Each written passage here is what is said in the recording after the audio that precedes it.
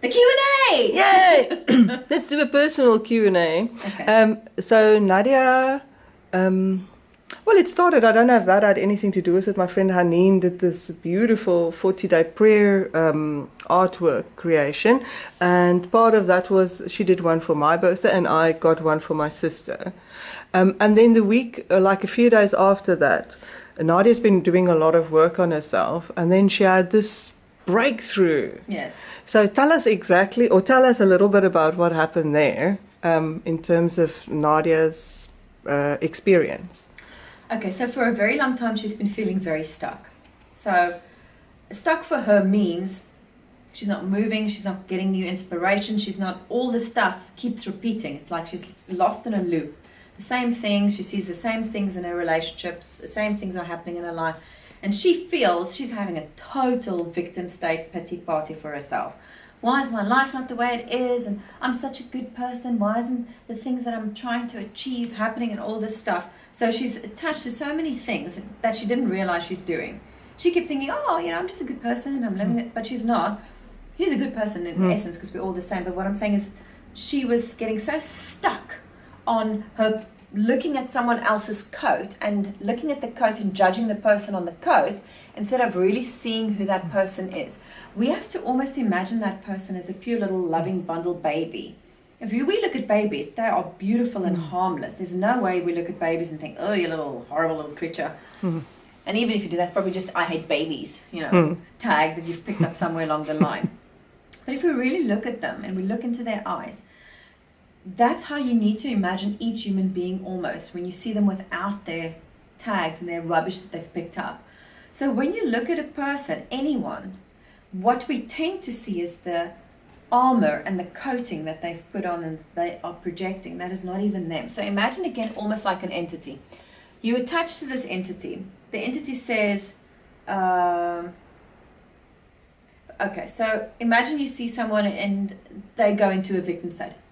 My life is rubbish, I'm never going to be good at anything, I'm pathetic, I wish I could have a better life, everyone in my life is horrible and mean to me, I don't deserve to be treated like this. So you've got this, and this is what this person then attaches to. This entity then enters it. How much they energize it with self-pity and destructive thoughts makes this energy larger. Eventually the ratio of you to energy becomes where the energy starts becoming more present than what your own essence is. So this loving versus this energy of victim state or poor me or whatever it is. What the world then starts to see is what you are projecting. This is you, and what is stepping in to behave like you is something totally different. And what people are then reacting to is not the true you, but that entity that is now having an awesome time using your body to feel and experience and hoping to grow fat through your self-pity, your feelings of guilt, and whatever you are creating. If in that state you are affecting people in your environment, your family, your kids, your husband, your wives, your whatever, that energy is growing and growing and growing. That's why sometimes people go, I don't know you anymore. You're a different person to the person I saw or married or whatever.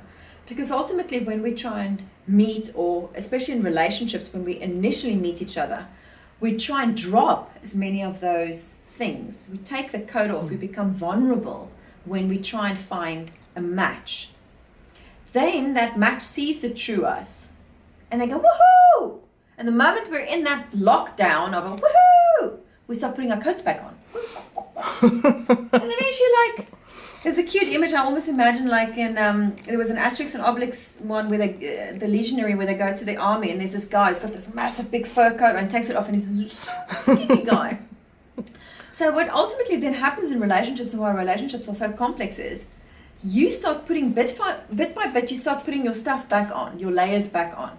And this person goes, but what? I didn't realize you're jealous. Or I didn't realize you had an issue with drugs or addiction or pity or self-walling or depression or anxiety or fear or abuse or whatever it is. And suddenly you're like, I'm not even sure I know this person. You do know.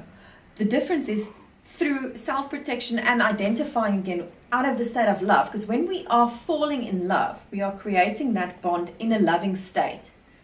We are almost like little babies connecting and seeing each other, like exposed and vulnerable. But as the relationship carries on, we're like, whoa, I'm not going to be that exposed. I'm going to just protect myself just a little bit. They're not going to notice I'm putting on my little, I'm not dressed again. And also that's why physical relationships start to break down, because both people are just seeing the projections of each other. So yes, the projections are really crappy. You're not going to like your other person's projections ever. But they're not going to like yours either. Don't pretend you're not wearing anything, because you are. We are all wearing these layers, because we know none of us want to be naked. So what's going to happen is you're going to have clashes, major clashes continuously from these unloving forces, energies, entities, attachments that are opposing each other, that are then coming out, also pain bodies, right? Coming to have a nice little feast. They can maybe drag in other people. Oh, the gossip. It can be a buffet. The little gossip entity comes in and says, shouldn't we have a little party with the pity party people? And you're like, yeah. And then you invite all of them. And suddenly the family get involved and their entities get involved. And this person says this about, but did you realize? Actually, I shouldn't trust that person, because have you seen what they've done? And suddenly you've gathered everyone's tags and entities and energies and made a massive big. So now look what has happened globally. Okay? How many pity parties, tea parties with all these pain bodies are happening all the time? And when you get into that, you think you're entitled. The entitled one comes out. Of course, I'm supposed. This person has just said I was a bitch. So I'm going to hate this person now. No one calls me, okay? Instead of saying, I see you, you sneaky little attachment. You want to come and get my nasty, bitchy energy out. So now you've called me up. Now we're going to get in the ring and have a little tiff, a little punch up. And then we're going to destroy this person's life. That's a good idea. And then you allow it. And then they have a little fight, and then you go, oh, look what I look like. It's because of them. Look what they've done to me. And then the victimhood, and then we're having a little pity party, and everyone gets fatter and fatter and fatter. So we have all these obese entities hanging out, just feeding of all your pity and your anger and your guilt and your suffering and your poor me's. How does that serve you? How's that working out? It's not. No. It's not working out. Stop doing it. So do we each just fix our own one? Yes. At the moment, you're not getting born with someone else. You're not twins. No. There's no triplets and sextuplets getting born. You're born on your own. This moment is a little bit selfish. You cannot come through with your husband and drag him. Come on, we're going! By the umbilical cord. We're going! Keep taking you with me! This is a moment you are going to be born on your own, with your own stuff, with your own attachments, whatever you're bringing with you, it's your responsibility. Because the moment you're like, yeah, but you see, I was trying to get him through, and now I've got his attachments onto me. And you're like, I told you need to go on your own. Why are you bringing him? He needs to go through his own process. Yeah. We get very stuck in wanting to drag everyone along.